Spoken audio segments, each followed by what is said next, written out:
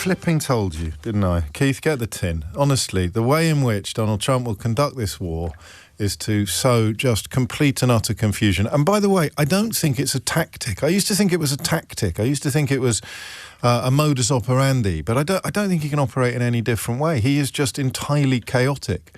And sadly, he's arrived in a position of prominence at a time in human history when many people are drawn to the chaos.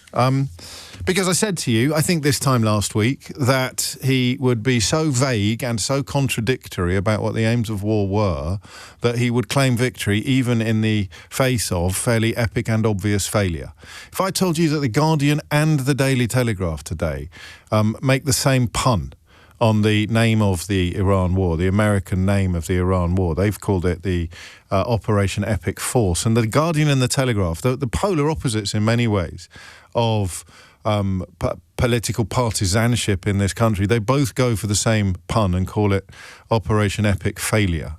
They both moot the possibility, a very real possibility, if not the already apparent reality, that this is an obvious failure. And he will claim a victory, even as he claims that it's going to be over soon but not soon. It's going to be a complete but not complete victory. There's going to be regime change but no regime change. There's going to be, there are weapons that need to be removed but they haven't been removed. There weren't weapons that needed to be removed but they have been removed. I could sit here for 20 minutes. Well, I think we both know I probably will. I could sit here for 20 minutes and list all of the obvious, self-contained contradictions. So within a moment of saying one thing, he will say another thing. There was a beautiful example, if beautiful is the right word.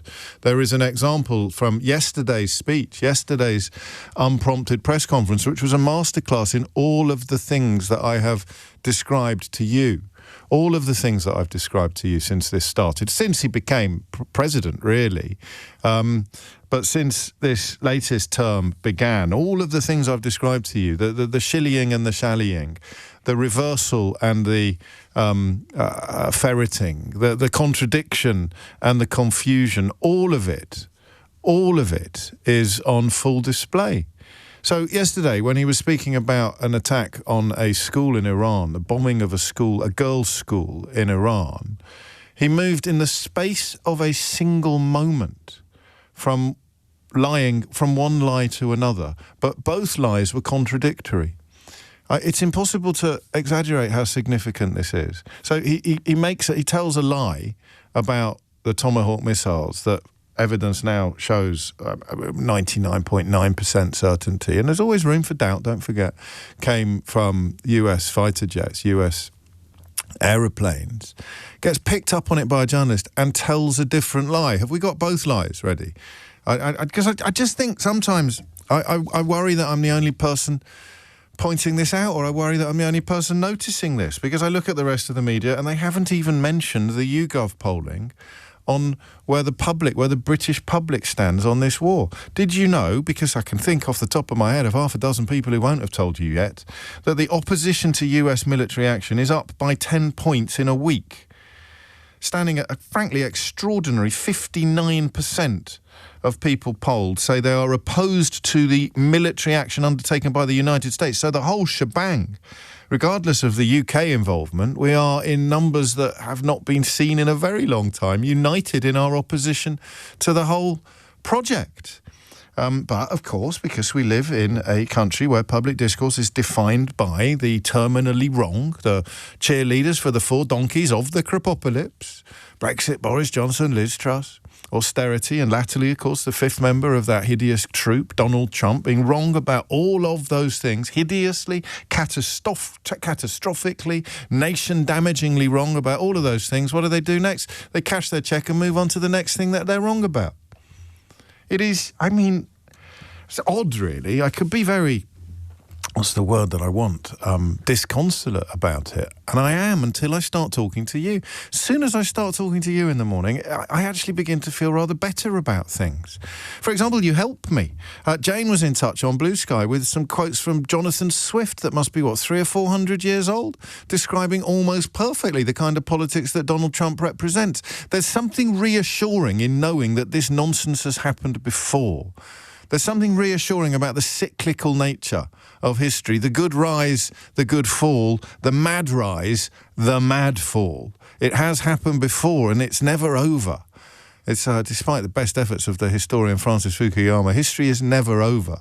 It sometimes just involves the really, really bad stuff going into hibernation for a while. Well, it's not in hibernation now. Anyway, look, just before I forget, here is an example. So a girls' school in Iran was bombed very early on in the war by the Americans. This is Donald Trump talking about it a minute before he said something else.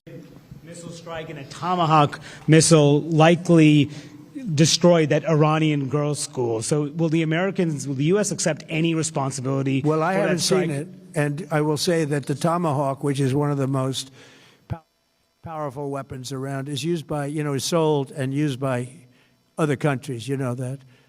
And whether it's Iran, who also has some Tomahawks, I wish they had more, but whether it's Iran or somebody else, the fact that a Tomahawk is very generic, it's sold to other countries, but that's being investigated right now. So he lies and he lies and he lies again. Of course he's seen it. He's the commander-in-chief of the United States military, and there is well-documented and widespread, widely disseminated evidence of what has happened here. The footage that has been examined by everybody from the New York Times to, I don't know, the Arkansas Bugle is out there in the public space. A man who spends his entire life on social media is claiming that he's somehow missed it. Oh, and by the way, Iran has Tomahawk missiles as well. But, it's Donald Trump. He lies. I can't remember the last time he told a completely different and contradictory lie quite so quickly after the last lie. You just suggested that Iran somehow got its hands on a Tomahawk and bombed its own elementary school on the first day of the war. But you're the only person in your government saying this. Even your defense secretary wouldn't say that when he was asked, standing over your shoulder on your plane on Saturday. Why are you the only person saying this? Because I just don't know enough about it. I think it's something that I was told is under investigation. But Tomahawks are used by others, as you know. Numerous other nations have Tomahawks. They buy them from us. But I will certainly, whatever the report shows, I'm willing to live with that report. So he lies and then he lies again and then he lies again, and then members of his regime tell different lies or occasionally tell the truth, but he undoes the truth by telling a lie, and suddenly nobody knows what's what. Nobody knows whether up is down, black is white, freedom is slavery, or ignorance is strength. And he will claim that he won the war, even though the Ayatollah has been replaced currently by his own son. Even though none of the Gulf states that they were told, and I wonder whether Benjamin Netanyahu told Donald Trump that they would all weigh in on his side, none of the Gulf states want a piece of this. None of them want any of this. Senior member of the sort of UAE ruling class making it clear yesterday how they feel about Donald Trump starting a hideous and dangerous war smack in the middle of their backyard, not his. And here we are. I must get the name of that journalist, actually. I did have it in front of me, but I've not got the piece of paper. What I have got in front of me, as always, is a piece of paper with about 5 words on it. That's how I like to start the show. In fact, today, 1, 2, 3, 4, 5, I had 5 words, and then I've just added another one and drawn a box around it. The 6th word is liar. So here are the 3 things I wrote down before I came on air this morning. Is that too faint for you to see? And those 3 phrases or 5 words, 3 points: refugees, terrorism, cost of living. Okay? I don't care what your politics is. I don't care how tightly your scarf is knotted around your neck, to the point, for many people, that it's cut off the flow of blood to the brain. Can we all agree that creating more refugees, creating more terrorism, and but negatively impacting the cost of living are bad things? I personally don't have a problem with refugees, but I'd rather they weren't refugees. Some people, of course, want to set fire to them in their own beds, and they are invited onto stage at Nigel Farage's party conferences and treated like folk heroes in organs like the Daily Telegraph. So some murderous, evil people want to kill refugees or encourage other people to kill them. I'm not one of those people, but I don't want more refugees, because if there are more refugees in the world, it means they are fleeing war, famine, pestilence. They are fleeing horrors. And Donald Trump has just visited horrors upon Iran, which is currently, before this war even started, the country from which the 3rd highest number of human souls crossing the English Channel in small dinghies hail. So we already have an Iranian refugee crisis, and Donald Trump has just made it even bigger. Terrorism. Can we all agree that terrorism is bad? I'm not a big fan of banning people from the programme, but if you don't agree that terrorism is bad, we're probably going to fall out. let's say extremist Islamist terrorism, if you want to be quite specific about it. Let's get rid of that as well. Let's say that is a very, very bad thing. What do you think this is going to do in the context of terrorism or state-sponsored terrorism? Or even if they were to successfully dismantle the Iranian regime, spoiler alert, they're not going to. It's too difficult. He'll give up and claim victory before it's even over. Then this would have enhanced that likelihood. Just as the way in which the genocide in Gaza has created 2, 3, 4 more generations of people who will hate the state of Israel. Whoever is in charge, even if and when they get rid of the war criminals and psychopaths who currently dominate Benjamin Netanyahu's cabinet, even when they're long gone, the hatred that they've engendered among people right across the region will stay for generations. So if you're in favour of the war in Iran, you're in favour of more refugees coming to Britain. If you're in favour of the war in Iran, you're in favour of more terrorism blighting the West. And if you're in favour of the war in Iran, you're all for increases in the cost of living in the United Kingdom. Because that's the other thing that you can extrapolate from yesterday's YouGov polling that has been completely ignored by every single journalist and editor in the country who told you that the war in Iran was a good thing. Everybody knows that it's going to have a negative effect on our cost of living. If you have your oil delivered, and we used to, when I lived on a farm in Worcestershire, we had our oil delivered. Just for the avoidance of doubt, we weren't farmers, but we lived on a farm. It's not complicated, but I did see something on Twitter about 6 months ago that failed to understand that simple distinction. On the farm that we inhabited in Worcestershire, we used to have our oil delivered. That's gone up by double. More in some cases. Cost of living will go up. Some people are responding to the fact that our reliance upon fossil fuels makes us incredibly vulnerable at this point in a historical cycle by claiming that we should be more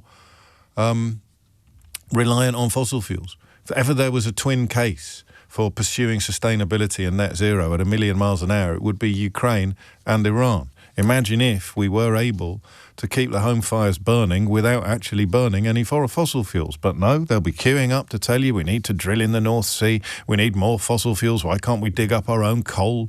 Whatever the argument will be, we must be more reliant upon a finite resource that is incredibly bad for everybody and not reliant upon an infinite resource that doesn't do anybody any harm ever. And then we come back to the people who told you that the war in Iran would be a good thing.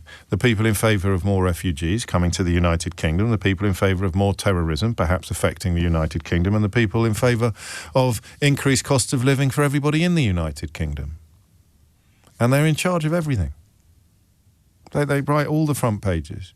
The BBC slavishly follows where the newspapers lead. Covers things in the same way, analyses Donald Trump's comments from yesterday without adding, he lies all the time. He cannot be trusted. And even if he accidentally says something that's true, he will say the polar opposite 2 minutes later. That's not an opinion, that is counting.